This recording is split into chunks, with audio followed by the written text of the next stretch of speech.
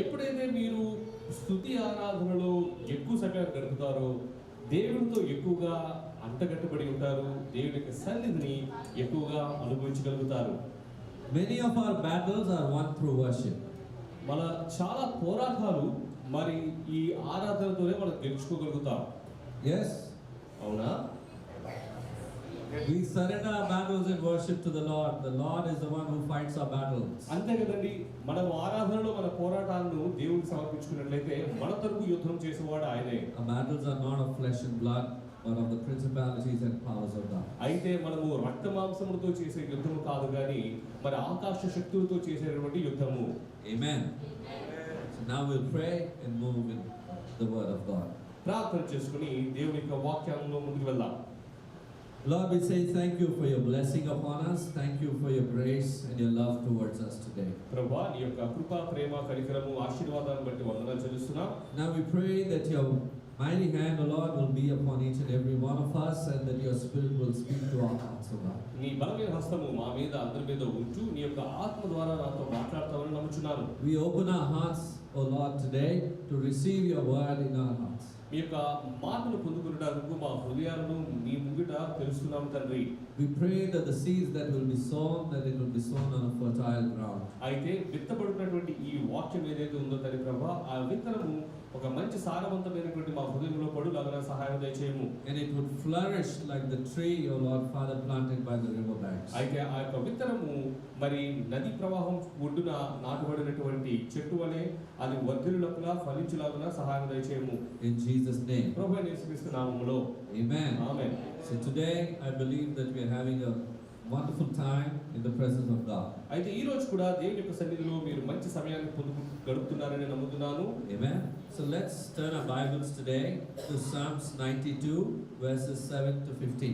అయితే కీర్తనలు గ్రంథము 92వ అధ్యాయము 7 నుంచి 15 వచనాలను ఒకసారి చదువుకుందాం. And those of you who write notes, you can take your notes. There is much today that you're going to learn. అయితే ఎవరైతే నోట్స్ రాసుకుంటున్నారో వారు రాసుకునండి, ఎందుకంటే ఈరోజు నేర్చుకునే అంశాలు చాలా ఉన్నాయి. So let's open our Bibles quickly. And one of us can read it in English, Telugu, however. నిత్య నాశనము నొందుటకే కదా భక్తిహీనులు గడ్డివలె చిగుర్చుదురు, చెడ్డ పనులు చేయువారందరూ పుష్పించుదురు. యెహోవా, నీవే నిత్యము మహోన్నతుడుగా ఉందువు. నీ శత్రువులు యెహోవా, నీ శత్రువులు నశించెదరు. చెడు పనులు చేయువారందరూ చెదిరిపోదురు. గురుపోతు కొమ్ము వలె నీవు నా కొమ్ము పైకెత్తివి, కొత్త తైలముతో నేను అంటబడితిని. నా కొరకు పొంచిన వారి గతి నా కన్నులు ఆశ తీరా చూచెను. నాకు విరోధముగా లేచిన దుష్టులకు సంభవించినది నా చెవులకు వినబడెను. నీతిమంతులు ఖర్జూరపు వృక్షం వలె మోగు వేయుదురు, లెబనోను మీది దేవదారు వృక్షం వలె వారు ఎదుగుదురు. యెహోవా మందిరంలో నాటబడిన వారై వారు తమ దేవుని ఆవరణములలో వర్ధిల్లుదురు. నాకు ఆశ్రయదుర్గమైన యెహోవా యథార్థవంతుడనియు ఆయన యందు ఏ చెడుతనమును లేదనియు ప్రసిద్ధి చేయుటకై వారు ముసలితనమందు ఇంకా చిగురు పెట్టుచుందురు, సారము కలిగి పచ్చిగా నుందురు. Read it in English. That thou the wicked spring up like grass and all evildoers flourish, they will be destroyed forever. But you, Lord, are forever exalted. For surely your enemies, O Lord, surely your enemies will perish, and all evildoers will be scattered. You have exalted my horn like that of a wild ox. Fine oils have been poured on me. My eyes have seen the defeat of my adversaries. My ears have heard the rout of my wicked foes. The righteous will flourish like a palm tree. They will grow like a cedar of Lebanon, planted in the house of the Lord. They will flourish in the courts of our God. They will still bear fruit in old age. They will stay fresh and green, proclaiming, the Lord is upright, He is my rock, and there is no wickedness in Him. Amen. Amen. Someone has said that there are 3 stages in life. ఒక జ్ఞాని చెప్పాడు, జీవితంలో 3 మరి భాగాలు ఉంటాయని. Childhood, adolescence, and the third one is you're looking good. అయితే మొదటిదిగా మరి చిన్నతనము, రెండోది కౌమార దశ, మరి మూడోది ఇప్పుడు మనమందరం ఉంటున్నటువంటి యవ్వన దశ. That is, we can't stop aging, you see. అంటే మనము వృద్ధాప్యంలోకి వెళ్ళడము ఆపలేము. We all are growing. మనందరము ఎదుగుచున్నాం కూడా. But no matter how old we grow, we ought to continue growing in the Lord.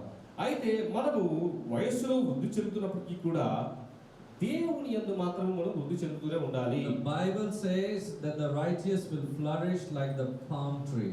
అయితే ఇక్కడ వాక్యం ఏం చెప్తుందంటే నీతిమంతులు మరి ఒలీవ మొక్కల వలె వర్ధిల్లుదురు అని. It shall grow like a cedar in Lebanon, అయితే లెబనాను దేశంలో ఉన్నటువంటి దేవదారు వృక్షాల వలె వారు ఎదుగుతారు అని. and who are planted in the house of God. అయితే ఎవరైతే యెహోవా మందిరంలో నాటబడిన వారు. Amen. And they will be in the courts of our God, and they shall still bear fruit in the old age, and they shall be fresh and flourishing. అయితే వారు ముసలితనం ముందు కూడా చిగురు పెట్టుచు సారము కలిగి పచ్చిగా నుందురు. You'll be fresh and flourishing, the Bible says. వాక్యం చెబుతున్నది మీరు సారము కలిగి వృద్ధి చెందుతారు అని. So there is no end to your freshness and flourishing in the Lord. అయితే మీ యొక్క శక్తికి గాని దేవుని యందు వర్ధిల్లుటకు గాని ముగింపు అనేది ఉండదు. We depend on our strength, for our strength in the Lord. మనకు సాధారణంగా మన యొక్క బలము మీద ఆధారపడతాము, కానీ మన బలము దేవుని యందు ఉన్నది. I don't know about you, but I am greatly encouraged by these words. మీ సంగతి నాకు తెలియదు, కానీ ఈ మాటలను బట్టి నేను చాలా ప్రోత్సహించబడ్డాను. I hope that you are here and listening to the words of the Lord. మీరు కూడా నా మాటలు వింటున్నారని నేను నమ్ముతున్నాను. Because generally what happens is when the word of God starts, we also start our flight. ఎందుకంటే సాధారణంగా ఎప్పుడైతే దేవుని యొక్క వాక్యం మొదలవుతుందో మనం కూడా మన విహారయాత్రను మొదలు పెడతాం. We are still on the ground. Hold on to your seats. మీరు ఇంకా ఇక్కడే ఉన్నారు కదా, ఇక్కడే ఉండండి. And tighten your seat belts. అయితే సీట్ బెల్ట్స్ పెట్టుకుని ఇక్కడే ఉండండి. We're not going anywhere. మీరు ఎక్కడికి టేక్ ఆఫ్ చేయట్లేదు. Hallelujah. So we are always encouraged by the word of the Lord. మనందరము కూడా దేవుని యొక్క వాక్యంతో ఎప్పటికప్పుడు మరి ప్రోత్సహించబడుతున్నాం. And as I get older, I want my life to count more for the Lord. అయితే నేను మరి వయస్సు చేసే కొద్దీ కూడా నా యొక్క జీవితము దేవుని నిమిత్తం మరింత సారంగా ఉండాలని నేను What ఆశపడుతున్నాను. is your desire? మీ యొక్క ఆశయం ఏమున్నది? When you grow old, how do you want your life to be? మీరు మరి వృద్ధాప్యంలోకి వెళుచినప్పుడు మీ యొక్క జీవితం ఎలా ఉండాలనుకుంటున్నారు? General tendency is I will retire, I will move, I will take rest, or I will do this, that. But what about your desire for the Lord? సాధారణంగా వయసు పైబడే కొద్దీ మనుషుల్లో వచ్చేటువంటి ఆలోచన ఏంటంటే నేను ఇంకా విశ్రాంతి తీసుకుంటాను, నేను ఇంకా నా యొక్క మరి ఉద్యోగం నుంచి విశ్రామం పొందుతాను అని అనుకుంటాం. మరి కానీ నీ సంగతి ఏంటి? God tells us that we should be like palm tree planted where? In the house of the Lord. అయితే దేవుని యొక్క వాక్యం చెప్తుంది మనము ఒలీవ మొక్కల వలె ఉండాలని. ఎక్కడ ఒలీవ మొక్కలు? దేవుని యొక్క ఆవరణలో నాటబడినటువంటి ఒలీవ మొక్కల వలె. Do plants move once they are planted? Hallelujah. అయితే ఈ ఖర్జూర వృక్షములు ఒక్కసారి నాటబడ్డాక అవి కదులుతాయా? We must abide in Christ, and our roots have to go deeper in Christ. అంటే ఎందుకు నేను చెబుతున్నానంటే మనం దేవుడిలో నాటబడి ఉండాలి. మన యొక్క వేళ్ళు దేవుడిలోకి చొచ్చుకుని వెళ్ళాలి. The deeper the root, the taller the tree grows. ఎప్పుడైతే మన యొక్క వేళ్ళు లోతుగా చొచ్చుకుని వెళతాయో ఆ యొక్క వృక్షాలు కూడా అంత ఎత్తుగా ఎదగలుగుతాయి. And our roots are in the spiritual. అయితే నేను చెప్పేటువంటి యొక్క మరి వేళ్ళు ఆధ్యాత్మికమైన వేళ్ళకు సంబంధించినవి. But what a tragedy it is for some people who get old and move into the world and don't even know that they are into sin. అయితే మరి ఈ విషయం నన్ను చాలా బాధాకరిస్తుంది. ఏమిటంటే వయసు పైబడే కొద్దీ వారికి తెలియకుండానే లోకంలో పడిపోతున్న చాలా మందిని చూసినప్పుడు abandoning what they have learned from the word of God, forget everything. అయితే దేవుని వాక్యం నుంచి నమ్మినవి విన్నవన్నీ కూడా మర్చిపోతున్నారు వాళ్ళు. But here the word of God is encouraging us to be productive always. కానీ దేవుని యొక్క వాక్యము మనం ఎప్పుడు ఫలమిచ్చులాగునా ఉండాలని మనల్ని ప్రోత్సహిస్తున్నది. It says they shall refresh and they shall flourish. అయితే ఇక్కడ ఏమని చెప్పకూడదంటే వారు గొప్పగా వృద్ధి చెందుతారు అని. Amen. Can I see the fruitful trees in the house of the Lord? ఎవరు ఫలించే చెట్లు చేతులెత్తండి. Yes, we all are fresh and we all are flourishing every day that we receive our strength afresh from the Lord. మనమందరం కూడా చాలా తాజాగా ఉన్నాము. మనమందరం కూడా దేవుడి నుంచి ఎప్పటికప్పుడు ఆయన యొక్క శక్తిని పొందుకుంటూ ముందుకు వెళ్తున్నాం. Palm trees stand a lot of abuse. అయితే ఈ ఖర్జూర వృక్షాలకు ఎన్నో గాయాలు తగులుతూ ఉంటాయి. They stand a lot of storms and wind. అయితే అనేక రకమైనటువంటి తుఫానులు కూడా అవి తట్టుకుంటాయి. palm trees have their roots go down deep and they draw up the water in the desert areas. అయితే ఈ యొక్క ఖర్జూర వృక్షాలు గమనించినట్లయితే అవి ఎడారిలో కూడా లోతుగా వేళ్ళుకొని అక్కడి నుంచి నీటిని సారాన్ని పొందుకుంటాయి. They can survive when others around it, other trees are dying, but they will survive. ఎప్పుడైతే ఎడారిలో వాటి చుట్టూ ఉన్నటువంటి మిగతా రకాలైనటువంటి వృక్షాలు నశిస్తాయేమో కానీ ఖర్జూర వృక్షాలు మాత్రం నశించవు. Their fruit does not diminish. అయితే వాటి యొక్క ఫలం కూడా పాడవదు. In fact, the fruit gets sweeter and sweeter. అయితే గమనిస్తే ఆ యొక్క ఫలం ఏదైతే ఉందో ఖర్జూరము మరింత కమ్మగా తయారవుతుంది. Finally, we should become one is productive and we should be flourishing in the house of God. అయితే మనము దేవుని యొక్క సన్నిధిలో వర్ధిల్లాలి, వృద్ధి చెందాలి. Amen. When some people get old, they get grunchy, complaining, mean and critical. అయితే కొంతమంది వయసు పైబడే కొద్దీ వారిలో చాదస్తం పెరుగుతుంది. Hallelujah. Hallelujah. Have you ever experienced? ఎప్పుడైనా మీరు అటువంటి చాదస్తం వాళ్ళని చూసారా? Especially the younger ones, they say, oh, they are growing old. My parents are growing old. మరి ముఖ్యంగా పిల్లలు అమ్మో మా అమ్మ నాన్న ముసలైపోతున్నారు బాబోయ్ మమ్మల్ని తినేస్తున్నారు అని అనుకుంటారు. Hallelujah. Hallelujah. You need to draw your nourishment from hidden spiritual treasures. అయితే గమనించండి, మీ యొక్క సారము దాచి ఉంచబడినటువంటి ఈ యొక్క ఆధ్యాత్మిక నిధుల నుంచి పొందుకోవాలి. So are you planted and are you feeding on the word of God every day? మీరు నాటబడ్డారా? దేవుడి యొక్క వాక్యం మీద నుంచి సారాన్ని పొందుకుంటున్నారా ప్రతిరోజు? Are you producing fruit and bringing glory to him? మీరు ఫలమును ఫలిస్తూ దేవుడికి మహిమను తీసుకొస్తున్నారా? Are you flourishing and feeding others? మీరు వర్ధిల్లుతూ ఇతరులకు మేలు చేస్తున్నారా? Is your life becoming sweeter and sweeter? మీ యొక్క జీవితము మధురాది మధుగా వెళుతున్నదా? Hallelujah. That's the gift that God has given to us. And today I have entitled my message to be Bible prophecy. అయితే బైబిల్లోని ప్రవచనము అనేది నా యొక్క వాక్యానికి ఈరోజు శీర్షికగా నేను చెప్తున్నాను. And all of us have received the gift of salvation. మనందరికీ కూడా రక్షణ అనేటువంటి బహుమానం పొందుకుని ఉన్నాము. God planted a garden. అయితే దేవుడు ఒక మరి తోటను నాటాడు. And he gave Adam authority over this garden of Eden. And life was magnificent and fellowship with God was routine and God was walking in that garden. అయితే ఈ ఈదేను తోటలో మరి ఆదామును అవ్వను పెట్టి వారితో సంబంధం కలుపుకుంటూ అప్పుడు జీవితం చాలా చక్కగా కొనసాగుతూ ఉన్నది. Genesis chapter 1 verse 1 to chapter 2 verse 25 it is written over there. నేను చెప్పిన మాటలన్నీ కూడా ఆదికాండము 1వ అధ్యాయము 1వ వచనం నుండి 2వ అధ్యాయం 25 వరకు రాయబడి ఉన్నాయి. God placed two trees, దేవుడు రెండు చెట్లను tree నాటాడు. of life and the tree of knowledge of good and evil. అయితే ఒకటి జీవ వృక్షము ఇంకొకటి జ్ఞాన వృక్షము. God told Adam to refrain from eating one fruit. అయితే దేవుడు ఏం చెప్పాడంటే ఆదాము ఇదిగో నువ్వు దీని నుంచి ఫలములు తినొద్దు From అని. the tree that produced knowledge and it was evil. అయితే మరి జ్ఞానము వచ్చేటటువంటి యొక్క ఫలములు తినొద్దన్నాడు, కానీ ఆ ఫలమును ఆదాము తిన్నాడు. But we all know what Adam did. ఏమి చేశాడో మనందరికీ తెలుసు. ఆదాము What did he do? ఏం చేశాడండి? He disobeyed God. దేవునికి అవిధేయతను చూపించాడు. And this sin drove humanity outside of Eden into this present దాని world. ద్వారా that we are. సమస్త మానవాళి కూడా ఆ ఈదేను తోట నుంచి బయటకు గెంటవేయబడింది. Adam's transgression, it disrupted the relationship between God and man. అయితే ఆదాము చేసినటువంటి అతిక్రమము మూలమున దేవునికి మనుషులకు ఉన్నటువంటి సంబంధం ఏదైతే ఉందో అది But తెగిపోయింది. you need to understand that God deeply cared about this broken relationship. కానీ మీరు ఒకటి గమనించాలి, ఏదైతే ఈ యొక్క సంబంధము మరి తెగిపోయి ఉన్నదో దేవుడు దాని పట్ల చాలా జాగ్రత్త కలిగి ఉన్నాడు. So God made a way and He provided the world a Messiah. దానికోసమనే దేవుడు ఒక మార్గాన్ని కలుగజేసి యేసు ప్రభు అనేటువంటి మెస్సయాను పంపడం జరిగింది. God had to send His Son. He left His throne in heaven and He came down to this earth for you and for me. అయితే దేవుడు తన అద్వితీయ కుమారుని పంపవలసి వచ్చింది. ఆ కుమారుడు పరలోకంలో ఉన్నటువంటి తన స్థానాన్ని విడిచి మానవుడిగా మన కోసము ఈ లోకంలో జన్మించాడు. We all realize that we all need a personal savior. అయితే మనందరము గుర్తిస్తున్నాము మనకు వ్యక్తిగతంగా రక్షకుడు కావాలి అని. What a dynamic plan of salvation. ఇది ఎంత గొప్ప రక్షణకు సంబంధించినటువంటి ప్రణాళిక అండి. Amen.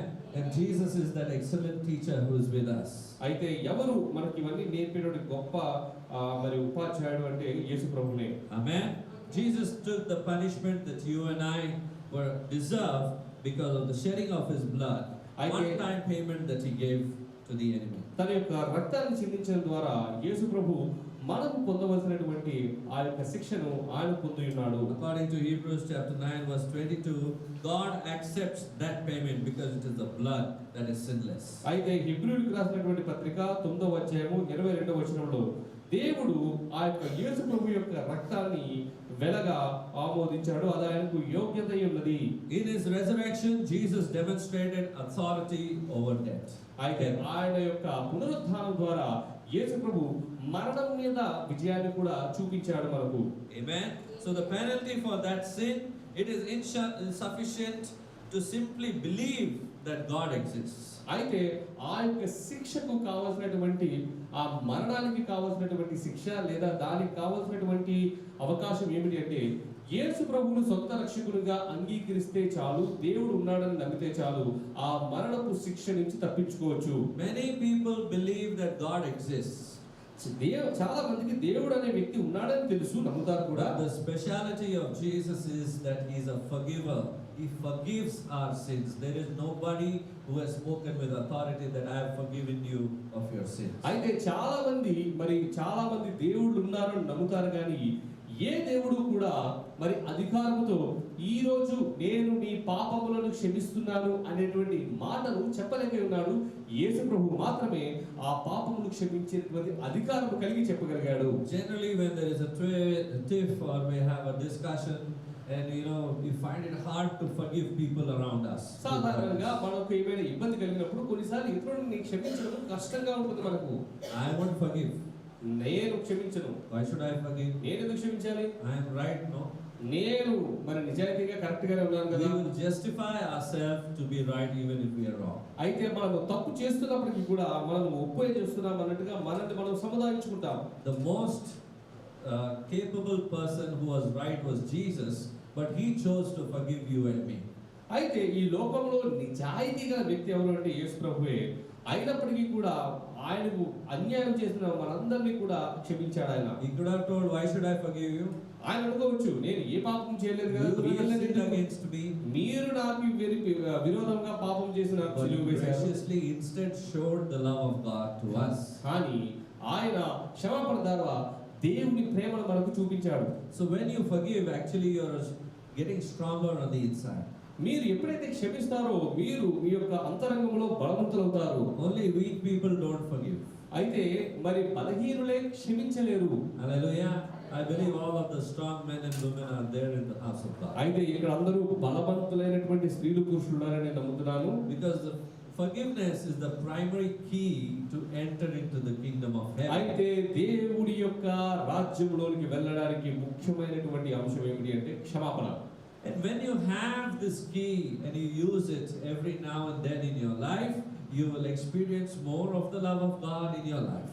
ఎప్పుడైతే ఈ యొక్క క్షమాపణ అనేటువంటి తాళం చెవులు మీరు పొందుకుని మీ యొక్క జీవితంలో ఎక్కువగా దీన్ని వాడుతారో దేవుని యొక్క ప్రేమను మీరు మరి ఎక్కువగా అనుభవించగలుగుతారు. Most of your prayers will be answered. మీ ప్రార్థనలన్నీ కూడా సమాధానం పొందుకుంటాయి. Amen.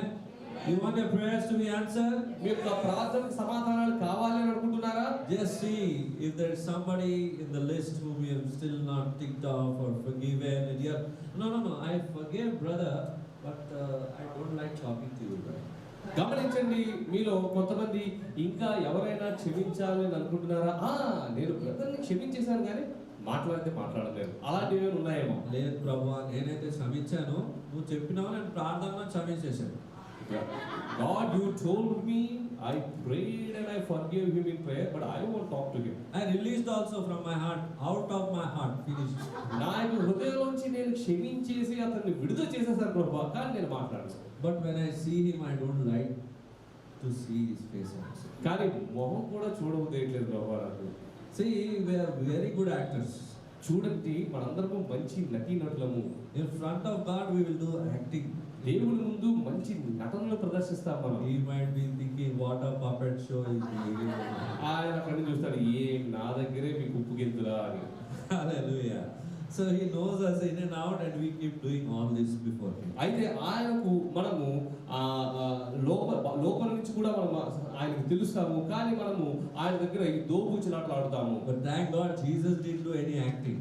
అయితే యేసు ప్రభు అటువంటి నటనలు చేయలేదు. దాన్ని బట్టి దేవునికి వందనాలు. The real God who will prove himself to be real to you, his word will always be found truthful, and there is no second side or second opinion on what he says. ఆయన నిజమైనటువంటి దేవుడు. ఆయన చేసినటువంటి కార్యం కూడా నిజము. ఆయన చెప్పిన ప్రతి మాట కూడా నిజమై ఉన్నది. He is as it is. How the Bible, this book speaks about him, you will find him exactly the same, precisely. వాక్యం ఏ విధంగా యేసు ప్రభువుని వర్ణిస్తున్నదో అదే విధంగా యేసు ప్రభు.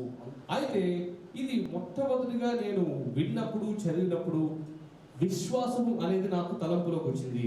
Faith in Jesus is similar to faith in an aeroplane. అయితే యేసు ప్రభు మీద విశ్వాసము విమానం మీద మనం పెట్టే విశ్వాసానికి మరి సమానంగా ఉన్నది. When a passenger boards an airplane, అయితే మరి ఒక ప్రయాణికుడు విమానం ఎక్కుతున్నప్పుడు the person believes that the plane will fly and make me land safely. అయితే ఆ వ్యక్తి ఆ యొక్క విమానం ఎగురుతుందని, సురక్షితంగా తన గమ్యానికి చేరుస్తున్నది అని నమ్ముతాడు. ఎంతమంది ఎగురుతారు ఇట్లా ఆత్మలో అప్పుడప్పుడు? అయితే ఇప్పుడు ఎంతమంది ఆత్మలో విహరిస్తూ ఉన్నారు? But we're not talking about moving in the spirit. అయితే ఆత్మలో ఎగిరే విషయం గురించి నేను What మాట్లాడలేదండి. I want to say is, when a person sits in an airplane, he knows or she knows that this flight is going to fly and I'm going to land on my destination. ఏం చెప్తున్నానంటే, ఎవరైనా విమానం ఎక్కినప్పుడు ఆ వ్యక్తి నమ్మే విషయం ఏమిటంటే, ఈ యొక్క విమానము నన్ను గమ్యస్థానానికి తీసుకువెళుతుంది అని. The passenger does not put his faith in his or own ability to fly the plane.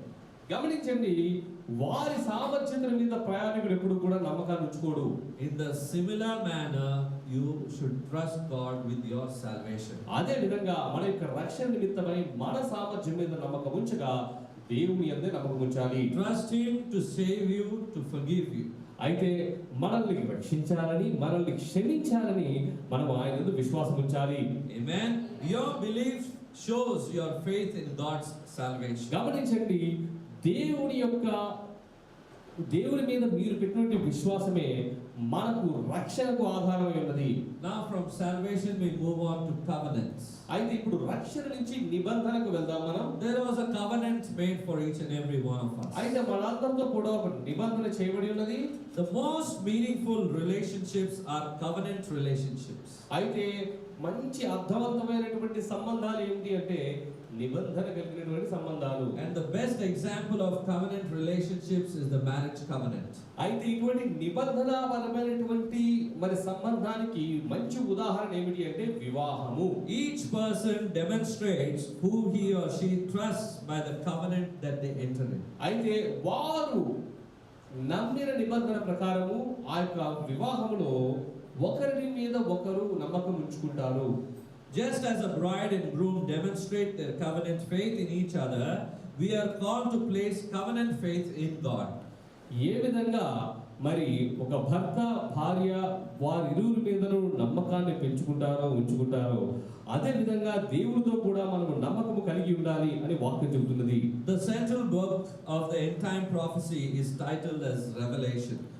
అయితే మరి గమనించండి, ఈ యొక్క వాక్యం ఉంటే ప్రవచనం అంతటికీ కూడా ఒక పేరు చెప్పాలి, ఒక ఆధారం చెప్పాలంటే అది ఒక గొప్ప ప్రకటన అని చెప్పొచ్చు. Hallelujah. It tells us about 3 covenants. అయితే ఆ యొక్క ప్రకటన గ్రంథం ఒకసారి మనం చూసినప్పుడు అందులో 3 నిబంధనల గురించి రాయబడి ఉన్నవి. And this type of mark, it may seem odd, but however, consider that there are 3 kinds of covenants. అయితే ఇది వినడానికి మీకు కాస్త కొత్తగా అనిపించవచ్చు, కానీ ప్రకటన గ్రంథం ప్రకారం చూసినట్లయితే 3 నిబంధనలు అక్కడ చెప్పబడి ఉన్నాయి. During a wedding covenant, where the wedding ring is given, which distinguishes and gives a mark that they are married to husband and wife.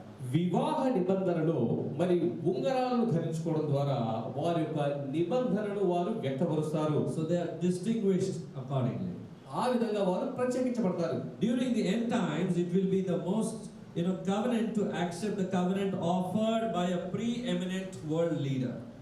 అయితే మరి ఆఖరి దినములలో ఏమవుతుందంటే అప్పుడు ఉన్నటువంటి ఒక రాజ్యాధికారి అందరి మీద అతనితో నిబంధన చేసుకోవడానికి ఒక గుర్తులు వేస్తాడు. A powerful man called Antichrist, and initially he will be known as the leader of the restored Roman Empire.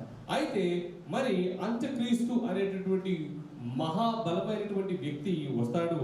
అయితే ఆయన ఈ యొక్క రోమా తర్వాత ఈ యొక్క ఇజ్రాయెల్ జనాలకు ఒక గొప్ప నాయకుడిగా ఆయన మరి నిలబెట్టుకుంటాడు. He is going to enter into the Temple Mount, into the temple, అయితే ఆయన యెరూషలేములో ఉన్నటువంటి మందిరానికి వెళ్ళబోతాడు. and he will claim to be as God. వెళ్ళి నేనే మెషయా అని అందరి ముందు చెబుతాడు. Paul wrote that and in 2 Thessalonians chapter 2 verse 4. అయితే తెస్సలోనికీయులకు రాసినటువంటి రెండవ లేఖ 2వ అధ్యాయము 4వ వచనంలో పౌలు ఇదే మాటను ప్రకటించాడు already. Paul wrote that Antichrist sets himself up in God's temple, proclaiming himself to be as God. అయితే ఆయన ఏమని రాశాడంటే, Yes. ఏది దేవుడు అనబడునో ఏది పూజింపబడునో దానంతటినీ ఎదురించుచు దానికంతటికీ పైగా వాడు తన్ను తానే హెచ్చించుకొనుచు తాను దేవుడునని తన్ను కనపరుచుకొనుచు దేవుని ఆలయములో కూర్చుండును కనుక ఏ విధముగానైనను ఎవడును మిమ్మును మోసపరచనీయకుడి. Belief in religion is a second covenant option. అయితే మతములో విశ్వాసము అన్నది రెండవ నిబంధన. A person can have faith in his or her religion without having any faith in God. గమనించండి, ఒక వ్యక్తి తన మతం మీద విశ్వాసం ఉంచొచ్చు, అదే సమయంలో దేవుని మీద విశ్వాసము లేకుండా ఉండొచ్చు. The Pharisees were the preeminent of the first century teachers of Israel. గమనించండి, పరిసయ్యులు ఎవరు? వారు ఇజ్రాయేలులకు బోధకులుగా ఉన్న ఒక తెగ. Yet their faith was in religion, not of God. అయితే వారిని గమనించినట్లయితే వారి విశ్వాసము యూదా మతం మీద విపరీతముగా ఉన్నది, కానీ దేవుని యందు లేదు. I am giving you the references. Matthew 23:23. మత్తయి సువార్త 23:23లో ఈ మాటలు రాయబడి ఉన్నాయి. Pharisees wore long flowing robes. Mark chapter 12 verse 38. అయితే మార్కు సువార్త 12:38 వచనంలో రాయబడి ఉంది, వారు పెద్ద పొడువాటి అంగీలు వేసుకున్నారు అని.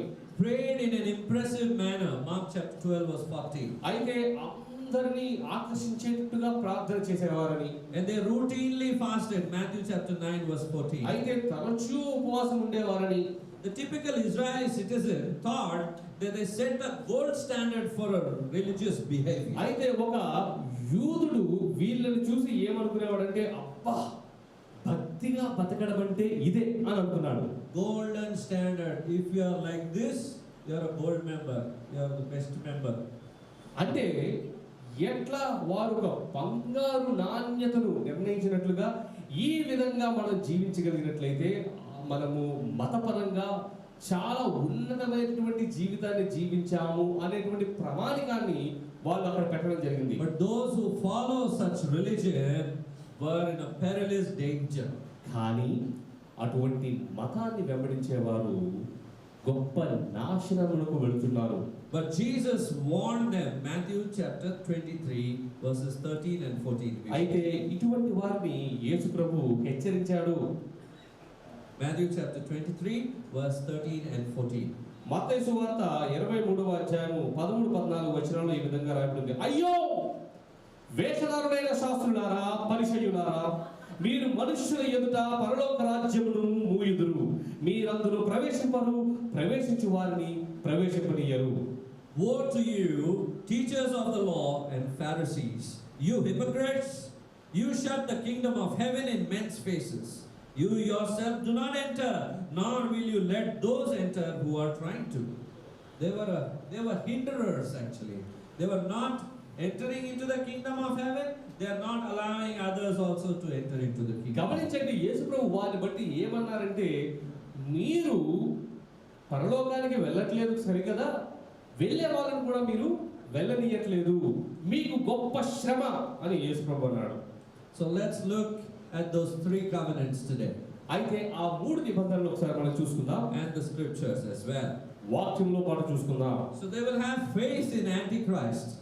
అయితే ఈ యొక్క నిబంధన ప్రకారం మొదటి నిబంధన అంత్యక్రీస్తులో విశ్వాసం కలిగి ఉండేవారు ఉంటారు. Revelation chapter 13 verse 16. ప్రకటన గ్రంథము 13వ అధ్యాయము 16వ వచనం చూద్దాం.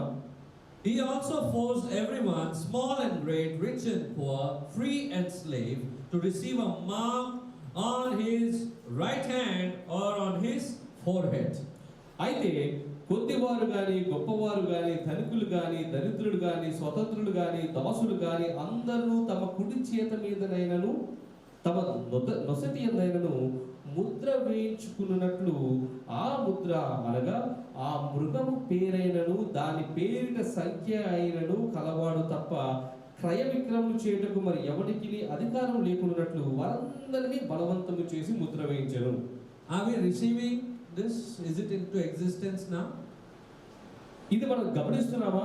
ఈ రోజుల్లో ఈ ముద్ర, ఈ క్రయ విక్రయాలు ముద్ర ఉంటేనే జరుగుతుంది అనేది మనం చూస్తున్నాం. Already existing in the world that we are living, even today abroad it is being already practiced. You have to take that chip, you know, it has to be under the desktop, that is under the skin in your right hand, and you can use it as a, you know, for all your transactions. You don't have to carry a plastic card nowadays. They say it's technology upgraded, and that's what the Bible is speaking of. It spoke years and thousands of years ago, and they put it even onto your forehead. These are the two places where it will be given. It is the mark of the beast. As a Christian, you are not supposed to take it, you have to reject it. అయితే గమనించండి, వాక్యంలో చెప్పబడినటువంటి మాట ఏమిటంటే, ఏమైనా అంశాలు ఏమైనా విషయాలు మనం కొనుక్కోవాలి తెచ్చుకోవాలి అనుకుంటే ఇప్పుడు అందరము కూడా మనము కార్డ్స్ కానీ డిజిటల్ పేమెంట్ కానీ చేస్తున్నాము. కానీ ముందు ముందు దేవుని యొక్క వాక్యం చెబుతున్న మాట ఏమిటంటే, అటువంటి క్రయ విక్రయాలు జరగాలి అంటే ఆ యొక్క మృగము యొక్క గుర్తు ఏదైతే ఉందో అది ఒకటి కుడి చేతిలో కానీ లేదా నుదుటి మీద కానీ వేసుకోవాలని ఉంది. అయితే ఈ రోజు మనం పాశ్చాత్య దేశాల్లో చూసినట్లయితే ఇటువంటి సాంకేతికత మరి మనుగడలోనే ఉన్నది. ఎవరు కూడా వారి యొక్క క్రెడిట్ కార్డ్స్ ఏమీ తీసుకుని వెళ్ళక్కర్లేదు. ఆ యొక్క చిప్ ని వాళ్ళ స్కిన్ కింద పెట్టుకుంటే చాలు, వాళ్ళు ఏ షాప్కి వెళ్తే ఆ షాప్కి వెళ్ళొచ్చు, ఏమి కొనుక్కోవాలంటే కొనుక్కోవచ్చు. ఆటోమేటిక్ గా వారి యొక్క మనీ ఏదైతే ఉందో విత్డ్రా అయిపోతుంది. Even for security purposes, if you have to enter into a security zone, everything will be found in that microchip that is being planted. It's already into existence. అయితే భద్రతా విషయంలో కూడా మీరు ఎక్కడికి వెళ్తే తలుపులు తెరుచుకోవాలి, తలుపులు తెరుచుకోకూడదు అనే అంశాలను బట్టి కూడా ఆ యొక్క చిప్స్ ఏవైతే ఉన్నాయో అవి ఆల్రెడీ మనుగడలో వాడుకలో ఉన్నాయి. See, nowadays the thing is that it reads the retina or there's a fingerprint, it's being taken for your attendance or whatever it might be. But after taking this, all of this is eradicated. గమనించండి, మనము ఈ యొక్క మన దేశంలో already మనం చూస్తున్నాము. మరి Aadhaar card విషయంలో మన రెటీనాను చూస్తున్నారు, లేదా ఆఫీసులో బయోమెట్రిక్స్ కోసం మన వేలిముద్ర చూస్తున్నారు. ఎప్పుడైతే ఈ యొక్క చిప్ వస్తుందో వీటన్నిటికీ మించినటువంటి సాంకేతికతగా ఉంటుంది. Hallelujah. So the point of the matter is, when you take this, you are declaring your faith in Antichrist. You cannot say that I believe in Jesus. గమనించండి, ఎప్పుడైతే మనము ఆ యొక్క మార్కును పొందుకుంటామో, మనము యేసు ప్రభుని నమ్ముతున్నాము అని మాటలతో చెప్పినప్పటికీ కూడా చేతల ద్వారా నేను అపవాదికే నాతో నిబంధన చేసుకుంటున్నాను అనేది మనం చేస్తున్నాం. Because Jesus himself will reject you and me when we go for these things. ఎందుకంటే ఎప్పుడైతే మనము యొక్క మార్కును వేసుకుని అపవాదితో నిబంధన చేసుకుంటామో దేవుడితో మనకు నిబంధన ఉండే అవకాశమే లేదు. Second covenant, faith in religion. రెండవది మతములో విశ్వాసము. Revelation chapter 17 verse 5. అయితే ప్రకటన గ్రంథము 17వ అధ్యాయము 5వ వచనము. This title was written on the forehead. అయితే ఆ దాని పేరు ఇలాగూ రాయబడి ఉండెను. Mystery Babylon, the great, the mother of prostitutes and of the abominations of the earth. ఏమని రాయబడిందంట? మర్మము, వేశ్యలకును, భూమిలోని ఏహ్యమైన వాటికి తల్లి అయిన మహాబబులోను అని రాయబడి ఉందంట. Hallelujah. People will believe lies. ఆ రోజుల్లో మనుషులు అబద్ధాలను నమ్ముతారు. It will be put forth very eloquently. in speech. అయితే ఆ యొక్క అబద్ధము చాలా నమ్మేటట్టుగా చెప్పబడుతుంది. Flesh will be fed, not your soul being fed. మన శరీరాలకు కావాల్సిన వాక్యమే మనకు దొరుకుతుంది కానీ మన ఆత్మలకు కావాల్సిన వాక్యం దొరకదు మనకు. What is it that the flesh is pleased with? అయితే మరి శరీరానికి కావాల్సినది ఏమిటండి? Anybody? Pleasures of the world. మరి లోకములోని సుఖాలు భోగాలు. Any more options? Pride of life, lust of the eye. Pride of life, lust of the eye. Money. Money. Don't be funny. And lust of the flesh. Yes? It likes to see so many things. No, nowadays. Hidden secrets. Nobody's watching me. Gadgets. Through gadgets. Mobiles, Temptations. laptop, Yes? TV. There are so many things we are flooded with every day. గమనించండి, ఈ యొక్క శరీరానికి కావలసినవి ఏమిటి? శరీరాశలు ఎట్లా ఉంటాయి? ధనము కానీ, సుఖాలు కానీ, భోగాలు కానీ, ఎదుటి వారి జీవితంలో ఏం జరుగుతుందో తెలుసుకోవాలి కానీ, నన్ను గురించి ప్రజలు ఏమనుకుంటున్నారో తెలుసుకోవాలి కానీ, ఇవన్నీ గమనించినట్లయితే మనం ఉన్నటువంటి పరిస్థితులు అన్నీ కూడా ఇంచుమించు ఈ విధంగానే ఉన్నాయి. Even from the pulpit, the spiritual food that is being fed is also become like that. అయితే ఈ యొక్క పుల్పిట్ మీద నిలబడి వాక్యం అందించేటువంటి సందేశము కూడా ఈ రోజుల్లో శరీరానుసారమైనటువంటి సందేశాలుగానే Who ఉంటున్నాయి. speaks about holiness? Who speaks about heaven? Who speaks about hell? Who speaks about truth and tell stop sinning? There are very few nowadays. It's all about blessing and blessing. గమనించండి, ఈ రోజుల్లో ఎవరు పరలోకం గురించి కానీ, దేవుడి గురించి కానీ, ఆయన తీర్పు గురించి కానీ, రక్షణ గురించి కానీ, పాపము గురించి కానీ, క్షమాపణ గురించి కానీ ఎవరు మాట్లాడుతున్నారు? ఎవరు మాట్లాడట్లేదు. అందరూ మాట్లాడేది ఆశీర్వాదమే. Do you think God will leave you bankrupt? దేవుడు మిమ్మల్ని బీదవారిగా దరిద్రులుగా ఉంచుతాడని మీరు అనుకుంటున్నారా? Do you think God will not feed you? మీకు తిండి పెట్టలేనటువంటి అసమర్థుడా దేవుడు? He will take away your clothes, He will take away your shelter, He will take away everything.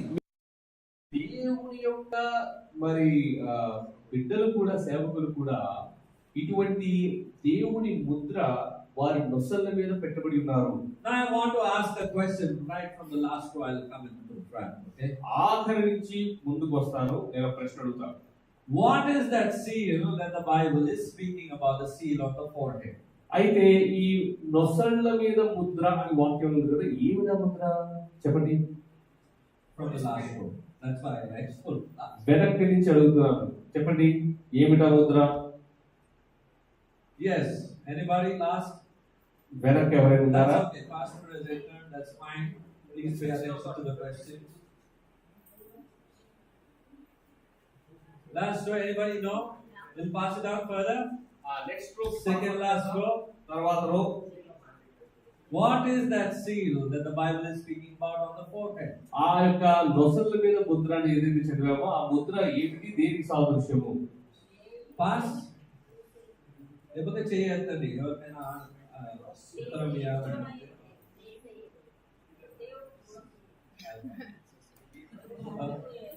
No, second last row. You're going to answer, you just lift your hand first.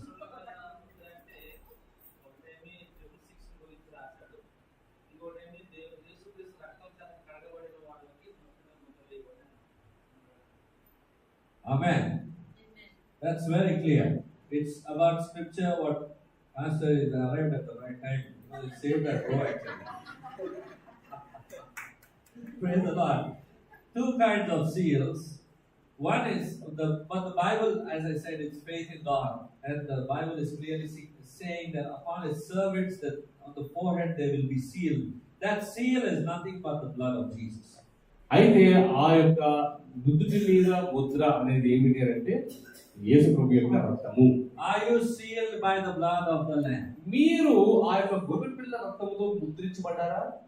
The heaven recognizes you by that seal, and even the fallen kingdom, that is Satan's kingdom, recognizes you by that seal. గమనించండి, పరలోకమే గాని పాతాళ లోకమే గాని రెండు కూడా మీ యొక్క ముద్రను బట్టి మిమ్మల్ని గుర్తించగలవు. So I want you to say now, proclaim it, I am sealed by the blood of Jesus. మీరందరూ ప్రకటించండి, నేను యేసు రక్తము చేత ముద్రించబడిన వాడను. You will always be safe when you are covered by the blood of Jesus. ఎప్పుడైతే మీరు యేసు ప్రభు రక్తముతో కడగబడి ఉంటారో మీరు ఎప్పుడు కూడా మరి చాలా సేఫ్ గా ఉంటారు, భద్రంగా ఉంటారు. Amen. You, the Spirit of God is alive, the Word of God is living and active, and so is the blood of Jesus. Even the blood of Jesus has the same power because He is alive. గమనించండి, పరిశుద్ధాత్మ దేవుడు వాక్యము జీవము కలిగిన మనం ఎలా అనుకుంటున్నామో యేసు ప్రభు యొక్క రక్తము కూడా జీవము కలిగినటువంటి రక్తము. Amen. There is life in the blood. ఆ యొక్క రక్తములో జీవం ఉన్నది. That's why when you pray in the blood of Jesus, there's life that flows. అందుకనే ప్రభు అయిన యేసుక్రీస్తు రక్తములో మీరు ప్రార్థన చేస్తున్నప్పుడు జీవము అనేది ప్రవహిస్తున్నది. A sick person gets healed. ఒక అనారోగ్యంతో ఉన్న వ్యక్తి మరి స్వస్థపరచబడతారు. That person is covered by the blood of Jesus and the enemy cannot touch that person. ఎందుకంటే యేసు ప్రభు యొక్క రక్తముతో నింపబడి కప్పబడి ఉన్నాడు కాబట్టి అపవాది ఆ వ్యక్తిని ముట్టుకోలేదు. Amen. So today, if you have been touched by the enemy or afflicted by sickness in your body, you need to be washed in the blood. You have to ask forgiveness to the Lord. That is where your forgiveness flows. That is where the blood of Jesus flows from Calvary into you, and He washes it, He covers you completely. ఒకవేళ మీరు అనారోగ్యంతో కానీ బాధపడుతున్నట్లయితే మీరు ప్రార్థనలో అడగండి, దేవుని యొక్క రక్తముతో మిమ్మల్ని నింపమని అడగండి. అప్పుడే ఆ రక్తములో జీవము మీకు సంపూర్ణమైనటువంటి స్వస్థత కలుగజేస్తుంది. Because we believe in that covenant, we are valid. We have valid reason to be blessed with good health. అయితే మనము యేసు ప్రభు రక్తము అనేటువంటి నిబంధనతో గుర్తు పొందిన వారము కాబట్టి మనము అటువంటి స్వస్థతను పొందుకోగలుగుతాం. So covenants are depicted to be as a mark on the hand and on the forehead or on the forehead. నిబంధనలు ఇక్కడ ఏ విధంగా చూపబడుతున్నాయంటే అయితే చేతి మీద లేకపోతే మరి నుదుటి మీద ఒక ముద్రలాగా చూపబడుతూ ఉన్నది. Let's read Deuteronomy chapter 6 verses 6 to 8. అయితే ద్వితీయోపదేశ కాండము 6వ అధ్యాయము 6 నుంచి 8 వచనాలు ఒకసారి చదువుకుందాము. నేను నీకు ఆజ్ఞాపించు ఈ మాటలు నీ హృదయంలో ఉండవలెను. నీవు నీ కుమారులకు వాటిని అభ్యసింపజేసి నీ ఇంట కూర్చుంటున్నప్పుడు, త్రోవడు నడుచినప్పుడు, పండుకున్నప్పుడు, లేచినప్పుడు వాటిని కూర్చి మాట్లాడవలెను. సూచనగా వాటిని నీ చేతికి కట్టుకొనవలెను.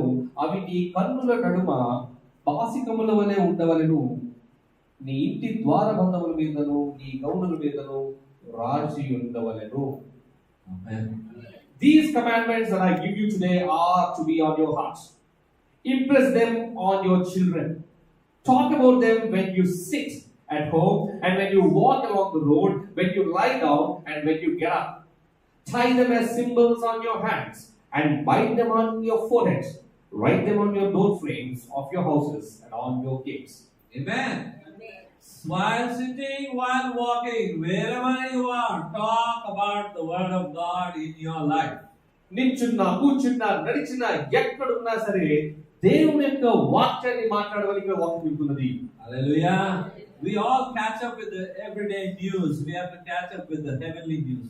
అయితే మనందరికీ కూడా దైనందికమైనటువంటి వార్తలు బట్టి తెలుసుకుంటాము, కానీ పరలోక వాక్యాలు కూడా మనకు వార్తలు కూడా తెలుసుకోవాలి. Heavenly news is the good news you will always receive. Otherwise, your soul is not being fed. Your soul has to be fed and nourished, and it has to flourish. మన యొక్క అంతరంగంలో ఉన్నటువంటి పురుషుడు, మన యొక్క ఆత్మ మరి సమృద్ధిగా బలపరచబడాలి అంటే ఈ యొక్క పరలోకపు వార్త, పరలోకపు వాక్యముతో దానికి మరి సేద తీర్చాలి. There was a wonderful man of God by name Smith Wigglesworth. Smith Wigglesworth అనేటువంటి గొప్ప దైవజనుడు ఉండేవాడు. Very powerfully God used him to raise many people from the dead. అయితే చాలా మంది మరణించిన వారిని లేపడానికి దేవుడు ఈయనను వాడుకున్నాడు. His background was he was a plumber. ఆయన ఒక ప్లంబింగ్ పని చేసేవాడు. And God used him in such a mighty way because he used to never read newspapers. అయితే దేవుడు ఎందుకు ఆయన అంత గొప్పగా వాడుకున్నాడో అని చూస్తే ఆయన ఎప్పుడు కూడా న్యూస్ పేపర్ అంటే That was what he had decided. He had determined if he is going to read, he is going to read only the Bible. ఆయన నిర్ణయించుకున్న వ్యక్తి ఏమిటంటే నేను ఒకవేళ చదివితే వాక్యాన్ని చదువుతాను అన్న. Hallelujah. That's how he fed upon it. He fed on it and he continued doing marvelous miracles for the glory of God. ఆ విధంగా ఆయన వాక్యాన్ని భుజిస్తూ దేవుడి నిమిత్తము గొప్ప కార్యాలు చేయగలిగాడు. Amen. So the covenant that God offers and makes each believer as a member of the body of Christ. అయితే మరి ఈ యొక్క నిబంధనకు గుర్తుగా దేవుడు ప్రతి ఒక్క విశ్వాసిని కూడా ఆయన యొక్క శరీరంలో ఒక భాగముగా పలికి ఉన్నాడు. In Matthew chapter 26 verse 26, Jesus took the bread during the last supper before his death and said, "Take and eat. This is my body." This is where the covenant came in. అయితే ఇక్కడ ఈ యొక్క నిబంధనకు సాదృశ్యంగా మత్తయి సువార్త 26వ అధ్యాయం 26వ వచనంలో వారు భోజనం చేయుచుండగా యేసు ఒక రొట్టె పట్టుకొని దానిని ఆశీర్వదించి విరిచి తన శిష్యులకు ఇచ్చి మీరు తీసుకుని తినుడు ఇది నా శరీరము అని చెప్పినాడు. And in Ephesians chapter 5 verse 30 we say Paul later noted that we are the members of his body. అయితే అదే విధంగా ఎఫెసీయులకు రాసినటువంటి పత్రిక 5వ అధ్యాయము 30వ వచనంలో పౌలు ఏమని చెప్తున్నారంటే ప్రతి వాడును క్రీస్తు శరీరమునకు అవయవములై ఉన్నారు అనే విషయాన్ని చెప్తున్నాడు. Amen. Are you getting the point that I'm trying to put across here? Is you and I, according to Ephesians chapter 5 verse 30, it says we all are a part of this body of Christ. అయితే నేను చెప్తున్నది మీరు అర్థం చేసుకోగలుగుతున్నారో లేదో తెలియదు కానీ ఎఫెసీయులకు రాసిన పత్రిక 5:30 ప్రకారము క్రీస్తు అనే శరీరమందు మనందరము కూడా అవయవాలై ఉన్నాము. Do you think any part of your body, my body, is useless? మన శరీరంలో ఏదైనా అవయవము పనికిరానిది అని మీరు అనుకుంటారా? ఆలోచించాలి కొంచెం. ఏమైనా ఉన్నాయా పనికిరానికి? కాస్త ఆలోచించి చెప్పండి. Do you think any part of your body is useless? ఏదైనా మీ శరీరంలో అవయవము పనికిరాకుండా ఏమైనా ఉందా? Same way, every believer in the body of Christ is useful for the Lord. అదే విధంగా యేసు ప్రభువులో ప్రతి ఒక్క విశ్వాసి కూడా ఒక పనికొచ్చేటువంటి అవయవమే. Everyone has a role to play. ప్రతి ఒక్కరూ పోషించదగ్గ పాత్ర ఉన్నది. We think that person is useless, I am great. మనం అనుకుంటాం వాడు పనికిరానోడు, నేను గొప్పవాడు. The golden rule is you want others, what you want others to do to you, you have to do for them. అయితే వాక్యం ఏం చెప్తుంది? మీరు ఇతరులు మీకు ఏం చేయాలనుకుంటున్నారో మీరు ఇతరులకు ఆ విధంగా చేయండి అని. You are useful. మీరు బాగా పనికొస్తారు, I want to do this. నేను పనికొస్తాను. Praise God. Keep it equal. రెండు సమానంగా ఉంచండి. Amen. So never look down on anyone. ఎవరి మీదను అందుకనే ఎప్పుడు తక్కువ చేసి చూడకండి. All are equal in the body of Christ. అయితే ప్రభువు యందు అందరూ సమానులే. Amen. Is it by the bank balance the Lord sees how a person is useful or useless? అయితే ఒక వ్యక్తి పనికొస్తాడా పనికిరాడా అనేది బ్యాంక్ బ్యాలెన్స్ బట్టి దేవుడు నిర్ణయిస్తాడా? So it is in the kingdom of heaven and his children. It's the same. అయితే దేవుడి యొక్క రాజ్యంలో ఇప్పుడు కూడా ఇంతే. Amen. Hallelujah. Hallelujah. You are a useful person in the hand of God. దేవుడి యొక్క చేతిలో బాగా పనికొచ్చే పనిముట్టు మీరు. Amen. You are covered by the blood of Jesus and you are useful. ఆయన రక్తంతో మీరు కప్పబడ్డారు. మీరు మంచి ఉపయోగపడేటువంటి రిసోర్స్ గా ఉన్నారు. Matthew chapter 26 verse 28. Also at the last supper Jesus took wine and said, "This is my blood of the covenant." అలానే మత్తయి సువార్త 26-28 వచనంలో ఆ యొక్క ఆఖరి భోజనంలో దేవుడు పలికిన మాట ఏంటంటే ఇదిగో ఇది ఈ ద్రాక్షారసము నా రక్తమునకు సాదృశ్యంగా ఉన్నది అని. The shedding of the blood pays the penalty for your sin for my sin. అయితే యేసు ప్రభువు చిందించిన రక్తము మన పాపముల నిమిత్తమై మరి దానికి కావాల్సినటువంటి వెలను చెల్లిస్తున్నది. Because without the shedding of blood there is no forgiveness for our sin. ఎందుకంటే రక్తము చిందింపబడకుండా పాప క్షమాపణ అన్నది లేదు. Amen. Hallelujah. So each believer possesses a personal relationship with God. అంటే దీని అర్థం ఏమిటంటే ప్రతి వ్యక్తి కూడా దేవుడితో ఒక వ్యక్తిగత సంబంధాన్ని, అంటే ప్రతి విశ్వాసి కూడా దేవుడితో ఒక వ్యక్తిగత సంబంధాన్ని ఏర్పరచుకున్న విశ్వాసే. Let's read it. It was there even in the Old Testament and even in the New Testament. But we'll read first from Jeremiah chapter 31, verses 33 to 34. అయితే ఇర్మియా రాసినటువంటి గ్రంథము 31వ అధ్యాయము 33, 34 వచనాలను ఒకసారి మనం చూసుకున్నట్లయితే, ఈ దినమునైన తరువాత నేను ఇశ్రాయేలు వారితోనూ యూదా వారితోనూ చేయు నిబంధన ఇదే. వారి మనస్సులలో నా ధర్మ విధించగలను, వారి హృదయం మీద దాని వ్రాసెదను. యెహోవా వాక్కు ఇదే. Amen. Amen. This is the covenant I will make within the house of Israel. After that time, declares the Lord, I will put my laws in their minds and write it on their hearts. I will be their God and they will be my people. నేను వారికి దేవుడై ఉందును, వారు నాకు జనులగుదురు. Amen. Hallelujah. He has put his law in our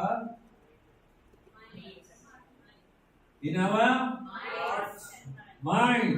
Hallelujah. So where is God's word to decide first? It has to decide in our mind. We have to grasp the word of God, register it into our mind, and then it will be written into our hearts.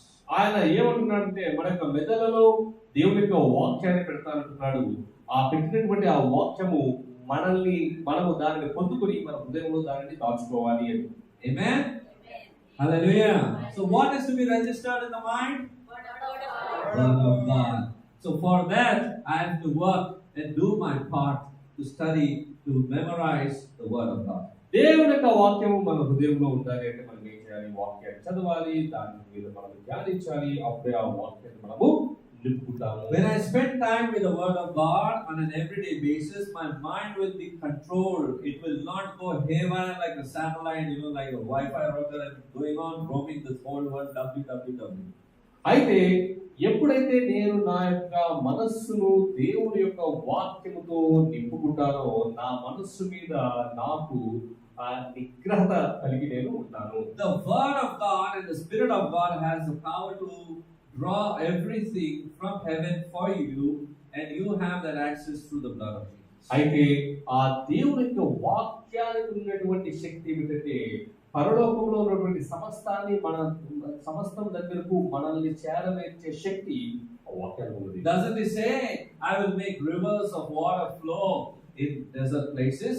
అయితే వాక్యం చెప్పట్లేదా, ఎడారులలో నేను నీటి ఊటలు కలుగజేస్తాను So అని. if you think your life is deserted, dry, there is nothing, get to the word of God, get back to Him, worship Him, get back your mind to the cross. ఒకవేళ మీ యొక్క మనస్సులో ఆలోచనలు అస్తవ్యస్తంగా ఉన్నట్లయితే, దేవుని యొక్క వాక్యాన్ని మీరు చదువుకొని దేవుని యొక్క వాక్యాన్ని మీరు రండి. Amen. Hebrews chapter 8 verses 10 to 12. ఇబ్రీయులకు రాసిన పత్రిక 8వ అధ్యాయం 10-12 వచనాలు ఈ విధంగా ఉన్నాయి. No longer will a man teach his neighbor and his brother, saying, Know the Lord, because they will all know me, from the least of them to the greatest, declares the Lord. For I will forgive their wickedness and will remember their sins no more. అయితే ప్రభువును తెలుసుకొనుటని తన పట్టణస్థులకైనను తన సహోదరులకైనను ఉపదేశం చేయడు. వారిలో చిన్నలు మొదలుకొని పెద్దల వరకు అందరూ తెలుసుకుంటున్నారు. ఎందుకంటే నేను వారి దోషముల విషయమై దయగలిగి వారి పాపములను ఇక ఎన్నడూ జ్ఞాపకం చేసుకోవాలని ప్రభువు సెలవిస్తున్నాడు. నేను వారికి దేవుడై ఉందును, వారు నాకు ప్రజలై ఉందురు అని ప్రభువు సెలవిస్తున్నాడు. Amen. So He will be our God and we will be called as His children. Our wickedness will be forgiven. We will be in the house of the Lord. We will be called as the children of Israel. So the New Testament children are called as the children of Israel. అయితే ఏమవుతుందంటే మన దోషాలు క్షమించబడతాయి, మనం ఆయన బిడ్డలుగా ఉంటాము, ఆయన మన దేవుడుగా ఉంటాడు. ఈ నూతన నిబంధన ప్రకారం మనము ఆయన యొక్క ఇశ్రాయేలు వంశీయులమై ఉంటాము. It's written in Ephesians chapter 2 verse 11 to 13. We won't be reading it, but I'm giving you the reference. అయితే దీనికి కావాల్సిన రిఫరెన్స్ ఎఫెసీయులకు రాసిన పత్రిక 2వ అధ్యాయం 13 వచనాలు ఉన్నాయి. Amen. The first thing was we read about salvation. మొదటిది రక్షణ గురించి చదువుకున్నాం. The second was the covenants. రెండవది నిబంధన గురించి చదువుకున్నాం. Now the rapture. మూడవది అంత్య దినము రాకడ గురించి తెలుసుకున్నాం. The end times will bring the worst, the suffering the world has ever seen. అయితే అంత్య దినములలో ఉండేటువంటి శ్రమ ఎంతవరకు లోకం అనేది చూడనటువంటి భయంకరమైన శ్రమ. Jesus said in Matthew chapter 24 verse 21, అయితే మత్తయి సువార్త 24వ అధ్యాయం 21వ వచనంలో యేసు ప్రభువు దీన్ని వర్ణించాడు. for then there will be great distress, unequaled from the beginning of the world until now, and never to be equaled again. అయితే లోకారంభము నుండి ఇప్పటి వరకు అతి శ్రమ కలుగలేదు, ఇక ఎప్పుడును కలుగబోదు అని ఆ శ్రమ నిమిత్తమే యేసు ప్రభువు పలికిన మాట ఇవి. There will be global conflict and persecution of Christians. అయితే ప్రపంచం మొత్తంలో కూడా యుద్ధాలు జరుగుతాయి. మరి ముఖ్యంగా దేవుడి యొక్క బిడ్డలు హింసించబడతారు. The world will be a miserable place. అయితే నివసింపకు యోగ్యముగానటువంటి ప్రపంచముగా మారిపోతుంది. And Jesus told the believers in Matthew chapter 24 verses 7 through 9, nation will rise against nation, kingdom against kingdom. There will be famines and earthquakes in various places, and all these are the beginning of the birth pangs. And then you will be handed over to the persecuted and put to death, and you will be hated by all nations because of me. జనము మీదకి జనమును, రాజ్యము మీదకి రాజ్యమును, అక్కడక్కడ కరువులు, భూకంపాలు, ఇవన్నీ వేదనలకు ప్రారంభమే. అప్పుడు జనులు మిమ్ముడు శ్రమల పాలు చేసి చంపెదరు. మీరు నా నామము నిమిత్తము సకల జనముల చేత ద్వేషించబడుదురు. అనేకులు అభ్యంతరపడి ఒకరినొకడు అప్పగించి ఒకరినొకడు ద్వేషిస్తురు. Oh, what news is this? అబ్బో, ఎంత భయంకరమైనటువంటి మాట ఇది. Don't worry, but there is good news also. అయితే ఇది భయంకరంగా ఉన్నప్పటికీ కూడా ఒక మంచి వార్త అయితే ఉంది. There is a way for God's people to avoid this. అయితే దీనిని తప్పించుకునే ఒక మార్గము దేవుని బిడ్డలకి ఇవ్వబడింది.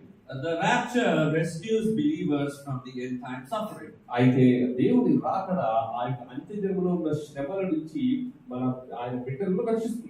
Rapture occurs when God comes and removes His children from the face of the earth. రాకడ అంటే ఏమిటంటే యేసు ప్రభువు ఎప్పుడైతే పరలోకం నుంచి వచ్చి తన యొక్క బిడ్డలను మధ్యాకాశానికి తీసుకెళ్తాడో, And He'll take them up back into heaven. అయితే తిరిగి ఆకాశానికి తీసుకెళ్తాడు ఆయన. The word rapture comes from the Latin word rapio.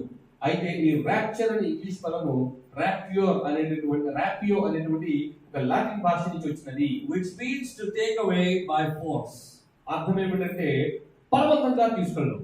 The benefits of early rapture are obvious. Those leaving the earth will avoid tremendous persecution and suffering. అయితే ఈ యొక్క రాకడలో ఎత్తబడిన వారు చాలా అదృష్టవంతులు, ఎందుకంటే ఇటువంటి శ్రమల గుండా వారు వెళ్ళవలసిన అవసరం లేదు. Jesus and Paul use these words. They take it and caught up to refer to rapture. అయితే ఇక్కడ యేసు ప్రభు పౌలు కూడా ఈ యొక్క రాకడ విషయంలో రెండు పదాలు వారికి ఎత్తుకొనబడ్డారు అని. Paul wrote, for the Lord Himself will come down from heaven with a loud command, with the voice of the archangel, and with the trump call of God. And the dead in Christ will rise first. Afterward, we who are still alive and are left will be caught up together with them in the clouds to meet the Lord in the air. 1 Thessalonians chapter 4 verses 16 to 17. అయితే తెస్సలోనికైయులకు రాసినటువంటి మొదటి పత్రిక 4వ అధ్యాయం 16-17 వచనంలో సాదృశ్యం ఏమైందని పౌలు చెబుతున్నాడంటే, ఆ దినములలో ఒక గొప్ప మహాఘోరధ్వని శబ్దముతో యేసు ప్రభువు వచ్చి ప్రభు యందు మృతులైన ఉన్నవారు మొదటగా, తర్వాత జీవము కలిగిన వారందరూ కూడా ఆయనతో పాటు మధ్యాకాశంలోనికి సజీవముగా ఎత్తబడతారు అని. This is what Paul said. Let's see what Jesus said in Luke chapter 17 verses 34 and 35. లూకా సువార్త 17వ అధ్యాయము 34-35 వచనాల్లో యేసు ప్రభు ఇదే విషయం ఏం మాట్లాడాడో చూద్దాం. See, Paul said, caught up where? In the clouds. అయితే పౌలు ఎత్తుకొనబడ్డారు ఎక్కడ? మధ్యాకాశంలో. భూలోకం పైన కాదు. Not on this earth. Amen. Are you with me here? Yes.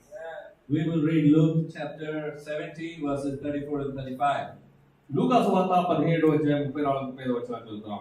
I tell you, on that night, two people will be in one bed. One will be taken and the other left. Two women will be grinding grain together. One will be taken and the other left. ఇద్దరు ఆ 34-35 వర్షాలు చదువుకుందాం. ఆ రాత్రి ఇద్దరు ఒక మంచము మీద ఉందురు, వారిలో ఒకరు కొనుకోబడును, ఒకరు విడిచిపెట్టబడను. ఇద్దరు స్త్రీలు ఒక తిరుగులు విసురుచుడును, ఒకటి కొనుకోబడును, ఒకటి విడిచిపెట్టబడును. To be left is to be left behind on earth. విడిచిపెట్టబడము అంటే ఈ యొక్క భూమి మీద వదిలి వేయబడము.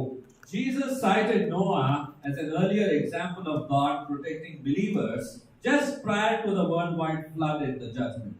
యేసు ప్రభు ఏ విధంగా ఆ యొక్క మహా వరద ముందు నోవాహు రక్షించబడ్డాడు, అదే విధంగా ఈ మహాశ్రమల ముందు దేవుని యొక్క బిడ్డలు కూడా రక్షించబడతారు అనే ఒక ఉదాహరణ ఆయన ఇచ్చాడు. To emphasize further, Jesus cited another example, the second example, about the destruction of Sodom. Angels removed Lot and his family from Sodom immediately before God destroyed that city. దీనికి కొనసాగింపుగానే యేసు ఇచ్చిన మరో ఉదాహరణ ఏమిటంటే, సొదొమ గొమొర్రాలకు తీర్పబడక ముందు లోతును ఆయన యొక్క కుటుంబాన్ని దేవదూతలు తీసుకొనబడ్డారు అని రాయబడి ఉంది. Hallelujah. In Matthew chapter 24 verses 7 through 9 it is there. అయితే ఈ మాటలు మత్తయి సువార్త it is Luke chapter 17 verses 26 through 30. ఈ మాటలు లూకా సువార్త 17వ అధ్యాయము 26-30 వచనాల మధ్యలో ఉన్నది. Just as it was in the days of Noah, so will it be in the days of the Son of Man. People were eating, drinking, marrying, and being given in marriage up to the day Noah entered the ark. Then the flood came and destroyed them all. And it goes on to say, it was the same in the days of Lot. People were eating and drinking and buying and selling and planting and building. Do we see that today? Yeah, it's happening. But the day Lot left Sodom, fire and sulfur rained down from heaven and destroyed them all. It will be just like this on the day the Son of Man is revealed. నోహవు దినములలో జరిగినట్లు మనుష్య కుమారుని దినములలోనూ జరుగును. నోవహు ఓడలోనికి వెళ్ళిన దినం వరకు జనులు తినుచు త్రాగుచు పెండ్లాడుచు పెండ్లికి ఇవ్వబడుచుండిరి. అంతలో జల ప్రళయము వచ్చి వారినందరినీ నాశనము చేశాను. లోతు దినములలో జరిగినట్లు జరుగును. జనులు తినుచు త్రాగుచు కొనుచు అమ్ముచు నాటుచు ఇళ్ళు కట్టుచు ఉండిరి. అయితే లోతు సొదొమ విడిచిపోయిన దినమున ఆకాశం నుండి అగ్ని గంధకములు కురిసి వారినందరినీ నాశనము చేశాను. Here there is a problem. అయితే ఇక్కడ సమస్య ఉన్నది. Pastors and authors routinely teach that every Christian will be removed or raptured. సాధారణంగా మరి పాస్టర్లే కానీ లేకపోతే బోధకులే కానీ ప్రతి క్రైస్తవుడు లేవనెత్తబెడతాడు అని ఒక ఆచారమైనటువంటి బోధిస్తారు. Before the 7-year tribulation starts. అయితే ఆ 7 సంవత్సరాల శ్రమకు ముందు అని. But there were 3 authors that do not agree with this. కానీ ముగ్గురు మాత్రం ఈ యొక్క ఆచారానికి విరోధంగా మాట్లాడుతున్నారు. There were Tim LaHaye, Jerry Jenkins, who wrote Left Behind, and Han Lindsay. These are 3 authors who do not agree with this here. అయితే Tim LaHaye, Jerry Jenkins and Hal Lindsey ఎవరైతే left behind విడవబడ్డారు అనే పుస్తకాన్ని రాశారో వాళ్ళ యొక్క మరి వ్యత్యాసముగా ఉన్నది వారి యొక్క మాటలు. They sold so many books. నీవు శోధన కాలములో కూడా దానంతటి నమ్ముకుని ఉన్న మూలాన ఆ యొక్క శ్రమ దినములలో నేను నిన్ను కాపాడుతాను అని ఇక్కడ దేవుడు ఫిలడెల్ఫియా అనే సంఘానికి చెబుతున్న మాట. The only hour of trial that affects the whole world is the end times. అయితే దేవుడు చెబుతున్నటువంటి శ్రమలు ఏమిటి అంటే అంత్య దినములలో వచ్చేటువంటి శ్రమ. By making a promise to this definite group of people. అయితే ఈ యొక్క ఫిలడెల్ఫియా యొక్క సంఘానికి దేవుడు ఇస్తున్నటువంటి వాక్యం ఇది. Jesus disclosed this not for all believers. గమనించండి, ఈ యొక్క వాగ్దానము అందరి విశ్వాసులకు కాదు. Those who endured, those who stood for the truth, those who stand by the truth according to His word, the Lord gives them a hope. ఎవరైతే ఆయన యొక్క వాక్యం నిమిత్తము ఓర్పు కలిగి ఉంటారో వారికి మాత్రమే దేవుడు ఈ యొక్క నిరీక్షణ ఇస్తున్నాడు. Hallelujah. Now we're going to have a part 2 of this message. అయితే ఈ యొక్క సందేశానికి రెండో భాగాన్ని కూడా మనం చెప్పుకుందాం. Next week it's going to get more and more interesting. అయితే మరుసటి వారము మరింత లోతుగా అధ్యయనం చేద్దాం. We're going to see the consequence of the people who will be left behind. We're going to see about the 7 churches that the Bible speaks about. అయితే విడవబడినటువంటి వారి యొక్క పరిస్థితి ఎలా ఉంటుంది, ఆ యొక్క 7 సంఘాలకు దేవుడు ఏం చెప్తున్నాడు అనే విషయాన్ని మనం కనుక The తెలుసుకుందాం. 7 different kind of churches that the Bible, the Lord speaks about, and you know, there somewhere or the other we also as a church fit in. అయితే ఆ 7 సంఘాలు ఏవైతే చెప్పబడుతున్నాయో వాటిలో మనము కూడా ఏదో ఒక సంఘానికి ఇముడై ఉంటాము. Amen. So we want to be like the church of Philadelphia. మనము ఆ ఫిలడెల్ఫియా సంఘానికి మాదిరిగానే ఉండాలి. So we're going to see what the church of Philadelphia was about.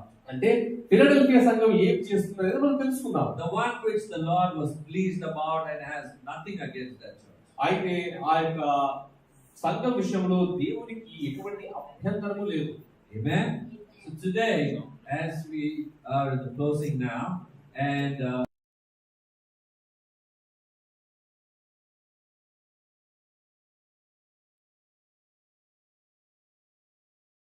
అయితే దేవుని యొక్క మరి బలలో మనము పాలుబుద్ధులు పొందుతుండగా ఈ యొక్క దేవుడు ఈ మాటలను మనం ఒకసారి స్మరించుకొని మన యొక్క పాపములను మనం ఒప్పుకొని పశ్చాత్తాపడి ఈ బలకు సిద్ధపడవలసిందిగా కోరుతున్నాడు.